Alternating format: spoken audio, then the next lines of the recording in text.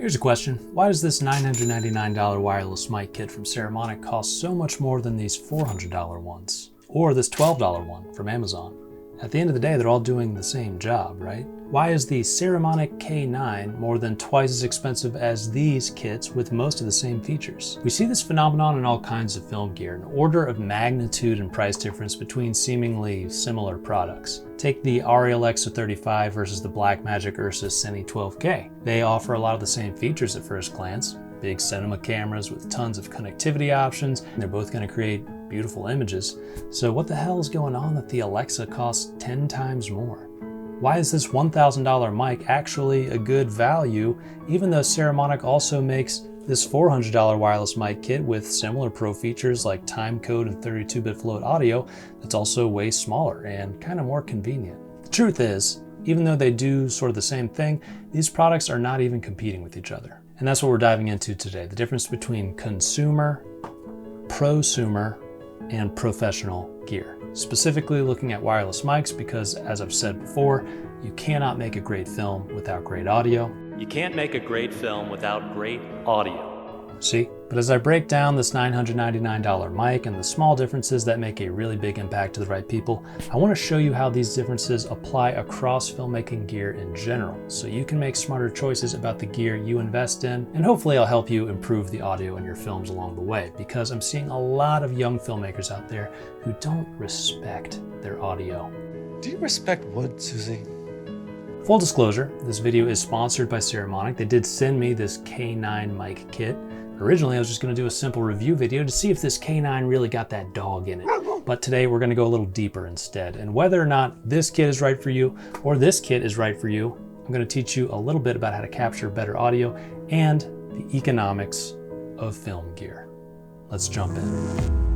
Now, when I first started filmmaking, like every novice filmmaker and even some pros, audio was often an afterthought. I still vividly remember the first time my friends and I bought an actual boom pole and a shotgun mic and routed that XLR into our camera. It was a huge upgrade, although it cost us an extra set of hands every time we wanted to use it. Then later, back when I was making my first feature in 2010, we upped the ante again and we rented industry standard audio gear that's still used today by pros, a Sennheiser G3 wireless mic set, Shep's CMC 641 microphone, and a Sound Devices mixer.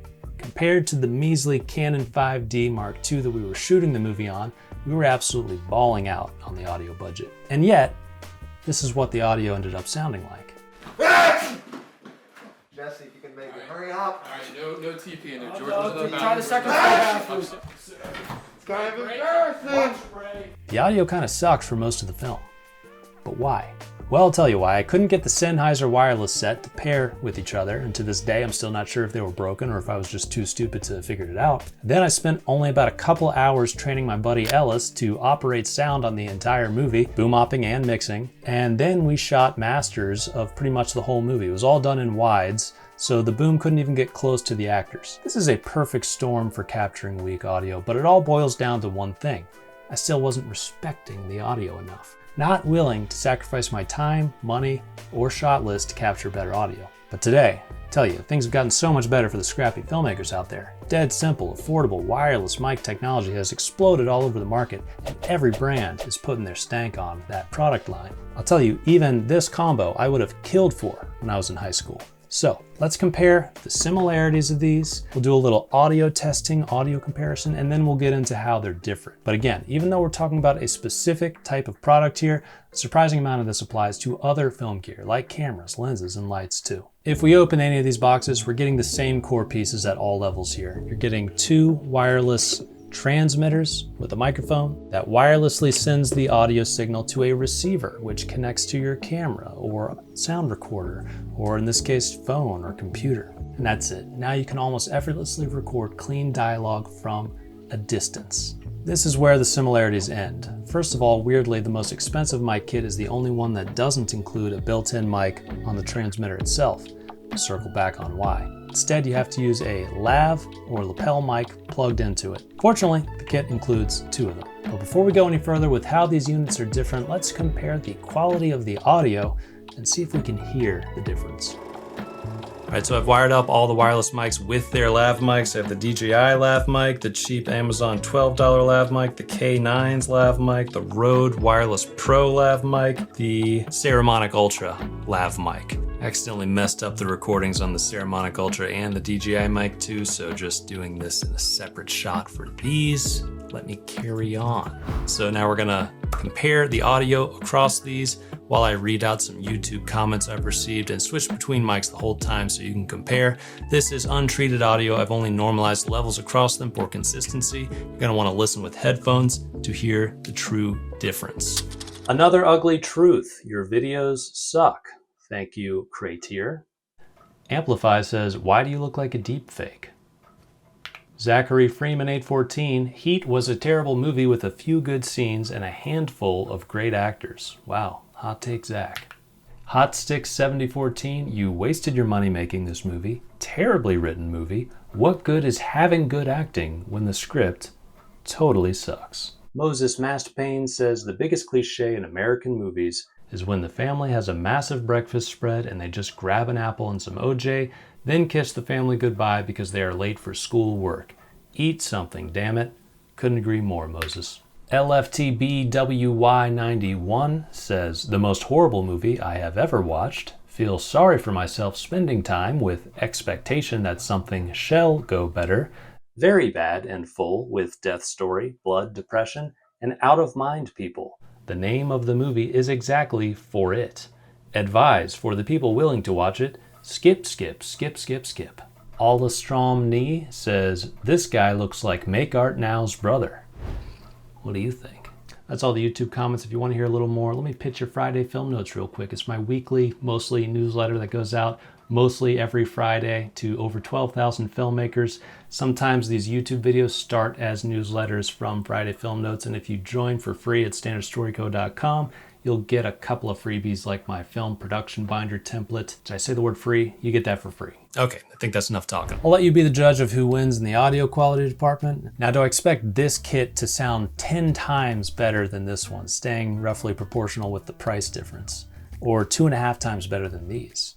No way. Believe it or not, the audio quality, while obviously very important, is not the main thing that's going to make one set of mics significantly more valuable than another in this situation. So let's look at the actual differences that are adding up here.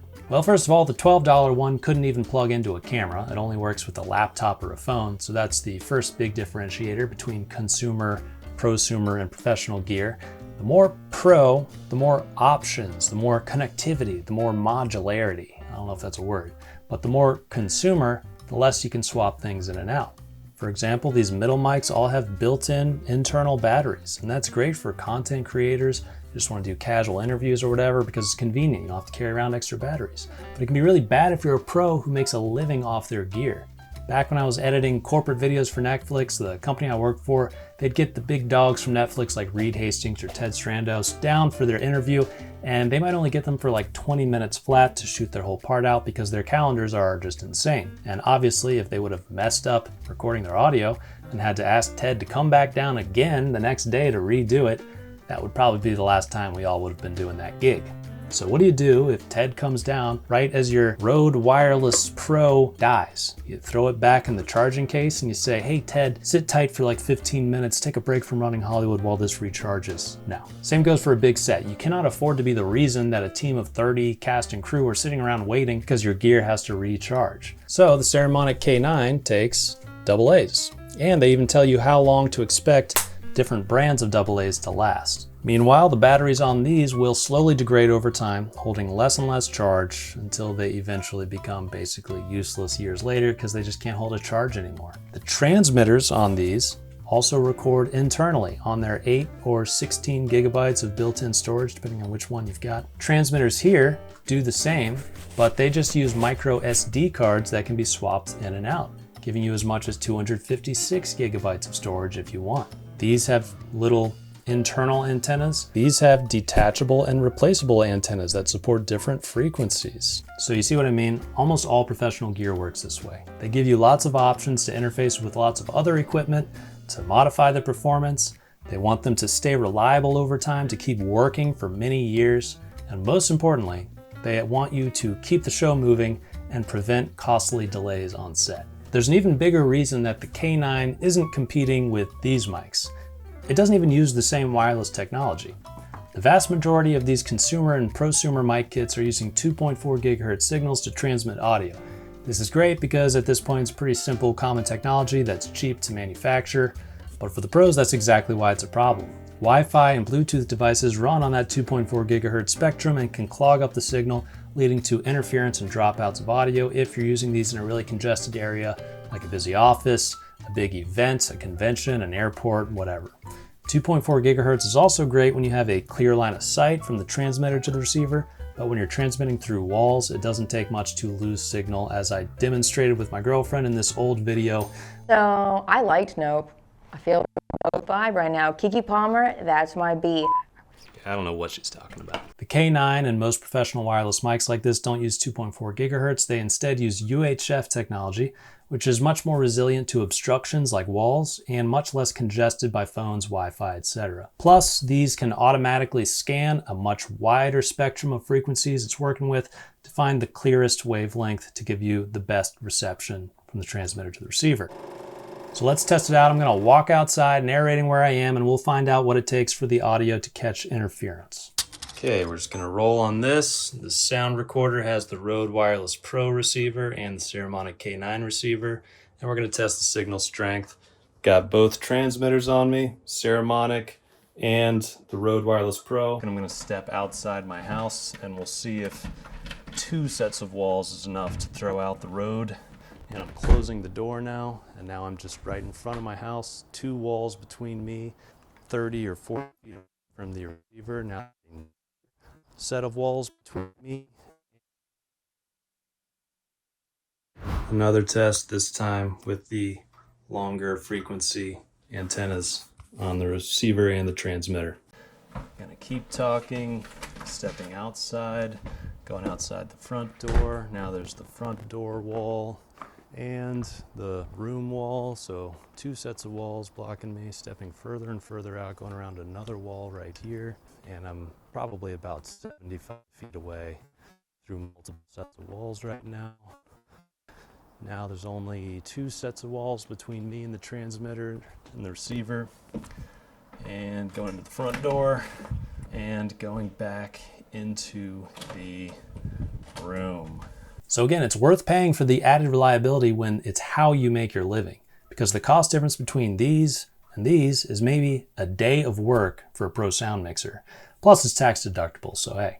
But cheaping out on gear could cost you many days of paid work if you end up losing a client over something going wrong, which makes these mics much more expensive in the long run, believe it or not. But you might be thinking, hey, Kent, wait a minute. If they all offer internal recording, does it even matter that much if the wireless signal breaks up on the cheaper mics? Who cares about UHF versus 2.4 gigahertz? Well, it's a good thought, but if the directors in Video Village listening to the live audio in their ComTech and the actors' dialogue is going in and out all day, that sound person probably isn't getting brought back.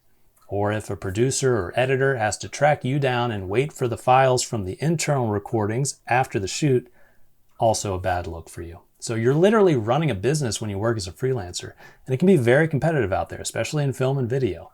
You can't give your clients a reason to look for someone else who has their shit even slightly together more than you, just because your gear jammed up on you a couple times. On the other hand, if you're just making YouTube videos or whatever, it's not that deep. Now remember when I said it was weird that the K9 was the only transmitter here that didn't have a built-in mic? Well, in no professional shoot are you gonna want a glossy black cube with bright blinking lights tugging down your Talons t-shirt for everybody to see. If you do need to use them though, you may find that a little bit of black gaff tape, carefully cut and placed, probably more carefully than this, helps remedy that distraction during your shoot without leaving gunky tape residue on your gear. Handy tip. But in film and more professional interviews or talking head videos, you don't want to see any mics at all usually, so plugging a lav into the transmitter is the ticket. Hence, no built-in mic. But lav mics are definitely not created equal, and the lavs that come with these prosumer kits are tough to work with on narrative films because the capsule, which is what we call the mic part at the top of the actual wire, it's always really big. Sometimes it comes with a windscreen like this that you can't even remove. Compare that to the 2 lavs included with the Saramonic K9, so tiny. This is in line with the high-end lavs that Hollywood sound pros use. capsule is basically as thin as the wire, which makes it so much easier to hide in an actor's wardrobe. On top of that, they're I67 water resistant and the cable's Kevlar reinforced, so no rain, no sweaty actors are going to be trashing these anytime soon. Generally, higher end equipment like these are more durable for wear and tear because you need to be able to trust and rely on these for many years to come. That's also why once you start spinning a little more like this, you get screw-in cable jacks like this to lock in the lav cable. By the way, quick hack, I always keep some moleskin tape handy. You can get a roll for like $8 and cut some strips like this, keep them around. Then you make a sandwich around the capsule like this, stick the tape to the actor's chest or their shirt, whichever one's gonna hold better, and do it right in the sternum, usually facing straight up is ideal. You can also bobby pin it in their hair, hide it there, run the wire back into the back of their collar, or you can wire it so it's poking out of the knot of the tie. Just get creative and remember, the closer you can position it to the mouth usually, the better. Just watch out for scratchy artificial textiles like polyester that might rub up against the lav. Again, sandwiching the mic between soft moleskin will help reduce those rustling noises. Now, a few more features that you get at the pro end, you get built-in timecode jamming with these transmitters. You can do wireless tap to sync via the Saramonic app, all of them together, all the fixins. Timecode really is a must on big sets, especially if there's multiple cameras rolling, makes post so much easier. The transmitters here also come with 32-bit float recording internally. Note that the US version can't record 32-bit float while also broadcasting a wireless signal because of a patent issue. I heard that patent might be expiring this year. I don't know, but the international version, no problems there. Or you can take the US version to another country and then be able to use it. Oh, and I almost forgot, all professional film gear must come in something like a Pelican case. This one's a double-decker, tons of accessories in there. So the pros get the foam cut out, nice hard case. The prosumers, what do they get? Zip up bag, maybe a semi-hard shell case if they're lucky. And then the consumer level, what do you guys get? Well, they're just gonna throw your stuff in a Ziploc bag. What are you gonna do? By the way, with the K9, there's a dual display at the top so you can monitor your levels if you're cold shoe mounting it, for example. There's 2 audio outputs. You can customize how you want the audio to come out of each one. Do you want to mix? Do you want just the A transmitter, just the B transmitter? Even though it might seem like these are offering similar features, there's so much customizability with the settings in here, with how you're transmitting the audio, how you're sending the audio out of it, how you're interacting with the time code. Everything. But if these mics aren't competing with these mics, then what are they competing with and why are they still a good value? Well, it's competing with mics like the Sennheiser EWDP, the Shure SLDX, the Deity Theos kits, and those cost $1398, $1279, and $1,090 respectively versus $999 for the K9 kit. And this is the only one to feature that dual display on the receiver for easier monitoring, and the Shure and Sennheiser kits don't offer timecode or recording capabilities, nor as many accessories. The Deity kit is priced almost as low but has less storage capacity, dynamic range, and a bigger lav mic. So out of this pro lineup, the Saramonic K9 is the bargain. Now, ultimately, the question of what's the right piece of kit for you, whether you're talking about a wireless mic set, a camera, a lens, a light, a computer, whatever, comes down to a few key questions. But the trick is asking yourself the right type of questions depending where you are and what you need this gear for. So for example, if you're a working professional, the types of questions you're probably going to ask yourself when you're considering a big purchase are, is this going to make me money or save me time? They're both the same thing, by the way. How much money? How often? Will I rent it out when I'm not using it? How soon will this thing pay for itself? What will its resale value be in a year, in 5 years? Will it be annoying to use on a day-to-day basis in my usual work scenarios? Versus if you're in the prosumer market, which I would categorize like YouTubers, hobbyist filmmakers, lower end videographers, you'll be asking yourself different questions like, will this noticeably improve my work? Or am I going to be the only one who notices? Will the clients that I do have notice? Will it actually make my workflow easier or just add complexity needlessly? Am I buying this because I need it or just because I want another shiny new toy? And probably the most important one, am I buying this for something I need right now or just to future-proof? Because I'll give you a hint, that future use case might never arrive, but when it does, the piece of gear will still be around and you can always just rent it. Or if you're just dipping your toes in the water, getting started, getting the consumer level product, you should be asking some very simple questions. Is this solving a real immediate problem? I think people who are buying this, they just want one thing. They want to sound good on their phone recordings. But I'd also ask, would this money be better spent on a project, on educating yourself, on an experience? But at the end of the day, the best gear for you is always going to be the gear that helps you create more and create better. That's it for this one. Let's make some movies.